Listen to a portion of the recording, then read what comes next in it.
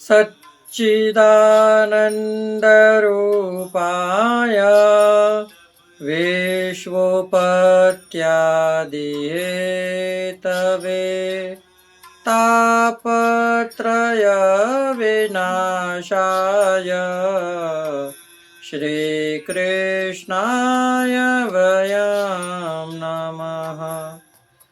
पुष्टिमार्गीय सर्वज्ञ करुणारसपूरित श्रेष्ठफलप्रदाता च तस्मै श्री गुरुवे नमः। जय श्री कृष्ण, राधे राधे। जय श्री वल्लभ प्रियजनों, दास का प्रणाम स्वीकार करें। आज ये दास उपस्थित है आपके सामने गोसाई जी के परम सेवक। कल जो हमने आपको कथा बताई थी एक धोबी की, तो ये उसी धोबी जो ठाकुर जी थे, वो धोबी उनके ही राजा जो मारवाड़ देश के राजा थे।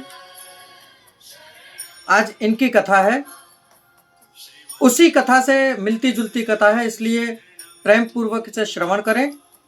और यदि आप हमारे चैनल पर नए हैं तो हमारे चैनल को सब्सक्राइब करें, बेल आइकन बटन को दबा दीजिए, कमेंट बॉक्स में जय श्री कृष्ण, राधे राधे, जय श्री वल्लभ लिखें, लाइक कर दें और शेयर, इससे इतना शेयर करें कि जिससे इस कथा का लाभामृत और लोग भी प्राप्त कर सकें।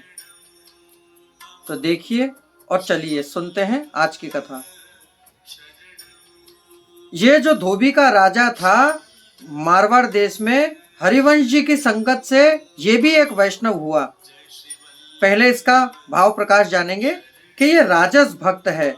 लीला में इनका नाम रतिधामा है और ये मनमत मोदा से प्रकटे हैं, जिससे उन्हीं के भाव रूप हैं। चंद्रकला के यूथ के हैं, इसलिए चंद्रकला इन पर खूब प्रीति रखती है और श्री ठाकुर जी की सेवा श्रृंगार बहुत सुंदर तरह से करते हैं। अब इनकी कथा।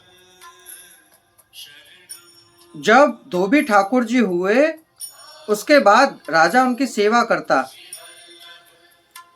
ये बात राजा ने जब सब हरिवंश जी से पूछी, तब हरिवंश जी ने विस्तार से राजा को सब बताई कि ये कैसे भगवान हुए, कैसे इनको वरदान मिला। श्री गोसाई जी ने आशीर्वाद प्राप्त कर, गोसाई जी के आशीर्वाद प्राप्त करके अब ये राजा के मन में संशय उठा कि मैं इतने दिन से तो बिना जाने इनकी सेवा कर रहा था, पर अब क्या करूं।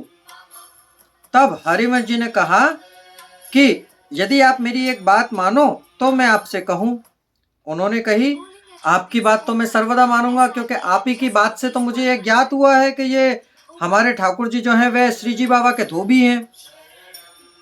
तब हरिवंश जी ने राजा से कहा कि तुम गोकुल जाकर श्री गोसाई जी के सेवक हो, दूसरी श्री गोसाई जी के पास सेवा पधरा कर लाओ और यहीं अलग मंदिर बनाकर और अलग ठाकुर जी को विराजमान करके उनकी सेवा करो।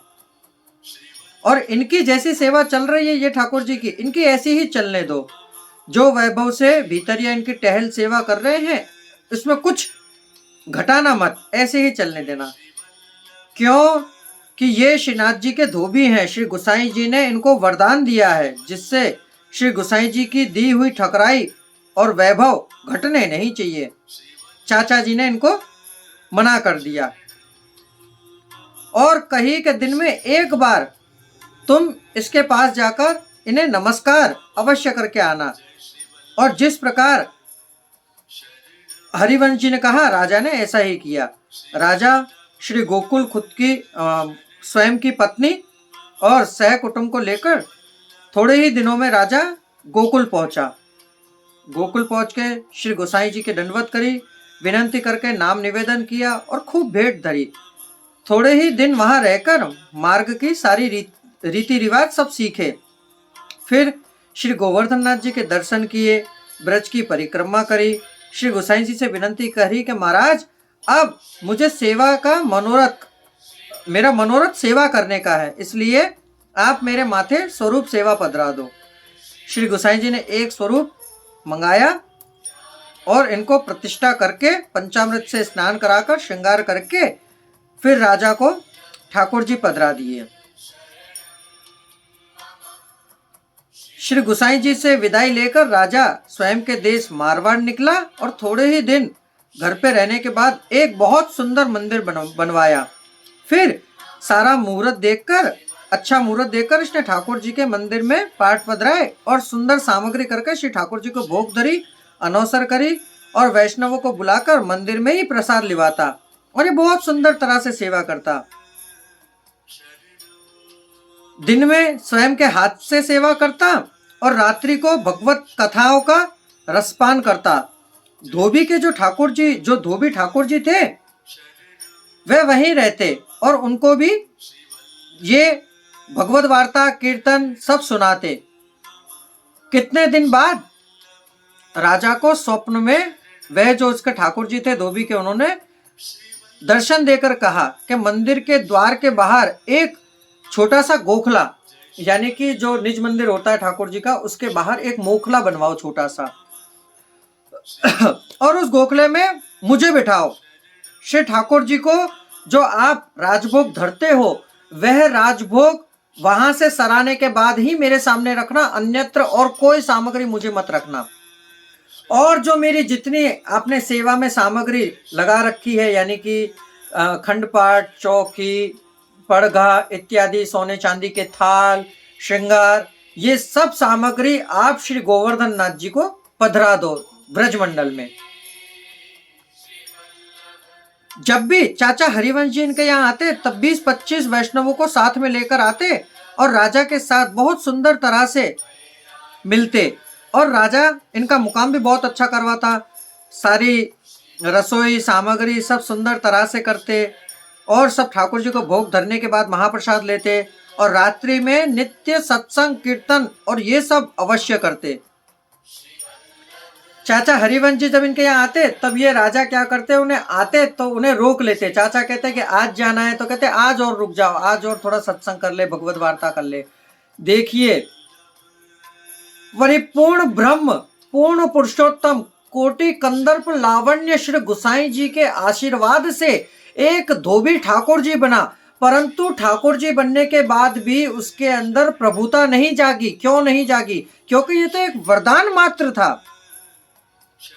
वरदान लिया हुआ, वरदान भी कैसा मांगा था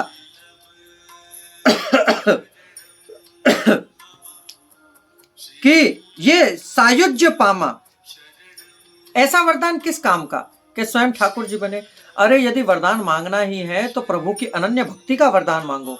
यदि वरदान मांगना ही है तो उनके संकीर्तन का वरदान मांगो, भगवत सेवा का वरदान मांगो कि हमारे हाथ से कभी भगवत सेवा वंचित ना हो।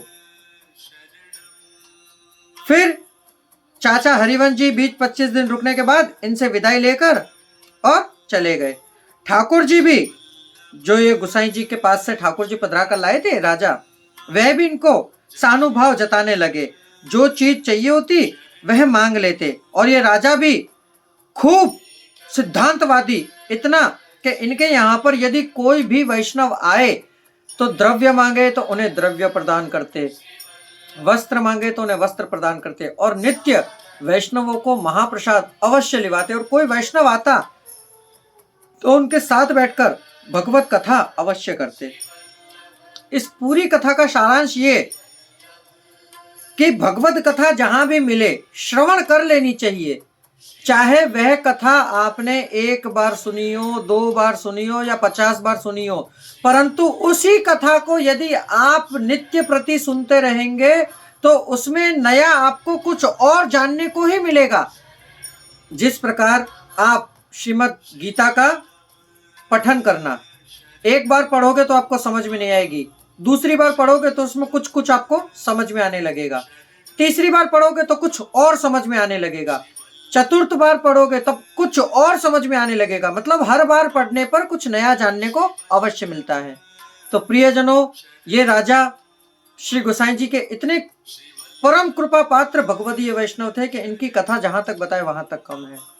तो यदि बनना हो तो भगवत मार्गीय बनो और द्वादशी वैष्णवों का संग करो। अब दास को आज्ञा दीजिए, कल पुनः मुलाकात होगी नई कथा नए प्रसंग के साथ। जय श्री कृष्ण, राधे राधे, जय श्री वल्लभ।